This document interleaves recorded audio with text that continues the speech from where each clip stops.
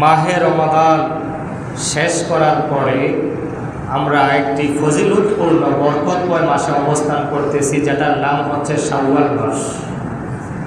এই শাওয়াল মাসের 6টা রোজা আছে, আমরা সবাই জানি। তো আল্লাহর হাবিব সাল্লাল্লাহু আলাইহি ওয়াসাল্লামের সাহাবীগণ এই 6টা রোজা খুব ভালোবাসার সাথে মনোযোগ দিয়ে 6টা রোজা রাখতেন।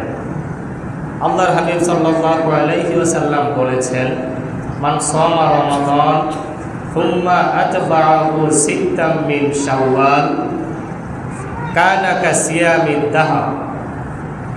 যে ব্যক্তি রমজানের রোজাগুলো রাখে, রমজানের 30টা রোজা রাখার পরে এই শাওয়াল মাসের 6টা রোজা রাখে, সে যেন পুরা বছরই রোজা রাখে। করেন সুবহানাল্লাহ।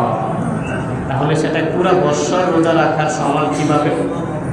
রমজান মাসে তো আমরা 30টা রাখলাম, আল্লাহ তাআলা এই 30টা রোজা, প্রত্যেকটা রোজার ফজিলত কমপক্ষে 10 গুণ পর্যন্ত বাড়ায় দেয়। করেন সুবহানাল্লাহ।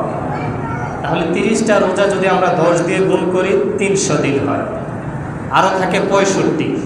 বাকি 6 দিন, এই শাওয়াল মাসের 6টা রোজা যদি আমরা 10 দিয়ে গুণ করি হয় 60, তাহলে 360 দিন হয়। তাহলে আর 5 দিন বাকি, আর ওই 5 দিন রোজা রাখা হারাম।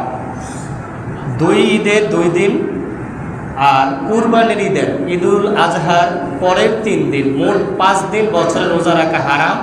আর বাকি 360 দিন এ রোজা রাখার সওয়াব আল্লাহ তাআলা দিয়ে দিবেন। করেন সুবহানাল্লাহ। এই কারণে আমরা যাদের সম্ভব এই 6টা রোজা রাখার চেষ্টা করবেন ইনশাআল্লাহ। একবারে রাখলেও পারেন, গ্যাপ দিয়েও রাখলেও পারেন, যার যার সুবিধা অনুযায়ী রাখবেন।